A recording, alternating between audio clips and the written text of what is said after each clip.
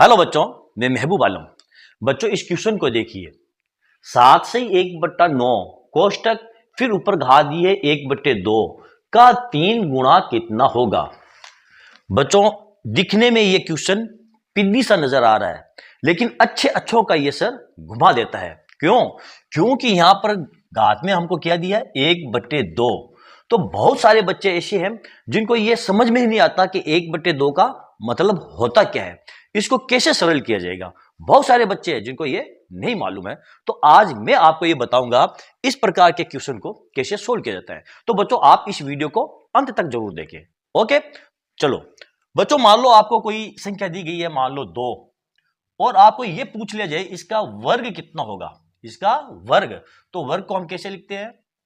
इस प्रकार लिखते हैं, यानी इसका मतलब हुआ 2 गुणा 2 बराबर 4। ठीक है, और इसका 2 का वर्ग है, ये 2 का वर्ग, इसको हम 2 गुणा 2 बराबर 4 लिखते हैं। अब कोई आपको यह पूछ ले कि इस 4 का वर्गमूल कितना होता है, तो आप इसको इस प्रकार लिखोगे, ऐसे ही लिखोगे। अब मालूम है इसका मतलब क्या है, यहां पर ये 2 छुपा हुआ है। यहां पर कितना छुपा हुआ है? 2। और इसका मतलब ये हुआ, ये जो 2 छुपा हुआ है, इसका मतलब हुआ कि ये है 4 की घात 1/2 है। इसका मतलब है ये जो वर्गमूल है, इसका मतलब है कि 4 की घात 1/2। अब 4 को हम कैसे लिख सकते हैं? 4 को इस प्रकार लिख सकते हैं आप, 2 की घात 2 और 1/2 फिर गुणा 1/2। इस 2 से इस 2 को काट देंगे तो बराबर ये 2 आपका आ गया है। तो 4 का वर्गमूल कितना होता है? 2, और 2 का वर्ग कितना होता है? 4। आ गया समझ में? तो ये जो घात 1/2 है, इसका मतलब क्या है? ये वर्गमूल है। आ गया समझ में बच्चों? चलो अब हमारे इस क्वेश्चन को हम कैसे सोल्व करेंगे। यहां पर ध्यान से देखो बच्चों, 7 से 1/9 ये क्या है? एक मिश्रित भिन्न है। पहले हम इसको सरल भिन्न में बदलेंगे।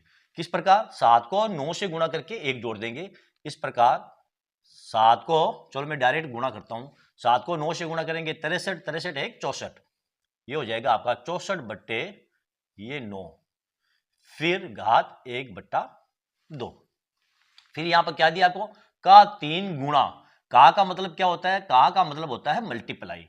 यहां पर हम लिखेंगे मल्टीप्लाई गुणा ये 3। अब 1/2 का मैंने आपको क्या मतलब बताया था?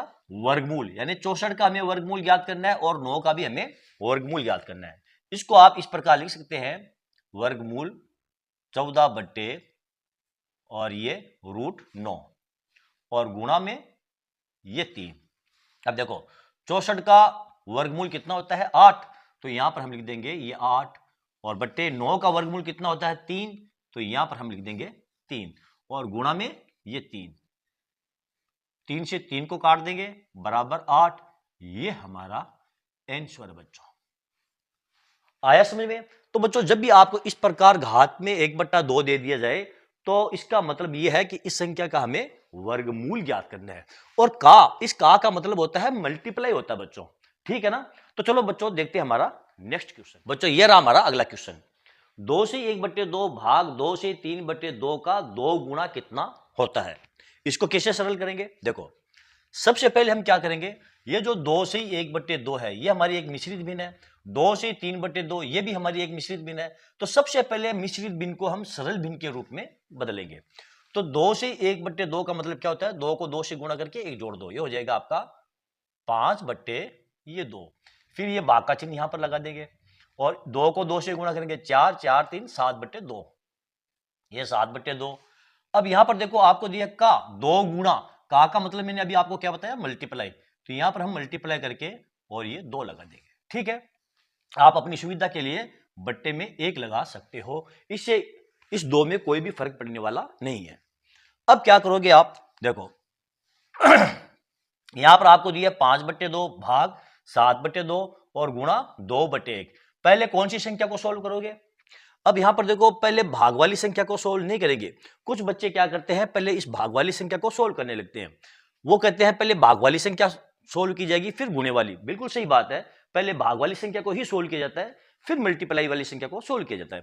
लेकिन बच्चों ये जो मल्टीप्लाई है ये साधारण मल्टीप्लाई नहीं है, ये ऑफ, ये का वाला मल्टीप्लाई है। तो पहले यहां पर हम क्या करेंगे, इस मल्टीप्लाई वाली संख्या इसको ही हम सोल्व करेंगे, भाग वाली संख्या को सोल्व नहीं करेंगे। पहले ये मल्टीप्लाई है इसको सोल्व करेंगे। इस प्रकार देखो ये हमारा है 5/2, ठीक, फिर भाग ये 7/2, तो 7 को और 2 से गुणा करेंगे तो कितना आ जाएगा 14, और 2 को 1 से गुणा करेंगे तो 14/2 बराबर क्या हो जाएगा ये। अब भाग वाली संख्या सोल्व होगी तो ये हो जाएगा 5/2, इसको गुणा में बदल लो तो 2 ऊपर चला जाएगा और 14 नीचे आ जाएगा, 2/14, ठीक है। अब देखो जो संख्या आपस में कट रही है उनको हम काट दे, ये आपस में कट रही है तो बराबर ये हो गया आपका 5/14, ये आपका आंसर है बच्चों, 5/14 आपका इस क्वेश्चन का आंसर है, ठीक है बच्चों। चलो देखते हैं हमारा नेक्स्ट क्वेश्चन। ये रहा बच्चों हमारा अगला क्वेश्चन। ये वो क्वेश्चन है बच्चों जो मैंने पिछले वीडियो में होमवर्क के लिए दिया था, लेकिन अफसोस किसी भी बच्चे ने इसका आंसर कमेंट करके और नहीं दिया। तो चलो इसको हम सोल्व करते हैं। हमको क्या दिया है 40/4 का, फिर कोष्टक 4 + 1, इसको हम कैसे सरल करेंगे। यहां पर देखो कोष्टक के अंदर हमको क्या दिया है 4 + 1, फिर बाहर दिया हमको का, फिर यहां पर दिया हमको भाग। तो जब भी बच्चों इस प्रकार का आप क्वेश्चन देखो तो सबसे पहले कोष्टक के अंदर वाली संख्या है उसको सोल्व करो, उसके बाद कोष्टक के बाहर वाली संख्या है वो सोल्व होगी, और उसमें भी सबसे पहले कौन सी संख्या सोल्व होगी, जो का वाली संख्या होगी या ऑफ वाली संख्या होगी उसको सोल्व किया जाएगा, उसके बाद भाग वाली संख्या को सोल्व किया जाएगा, फिर मल्टीप्लाई, फिर एडिशन, फिर सब्ट्रैक्शन का नंबर आएगा।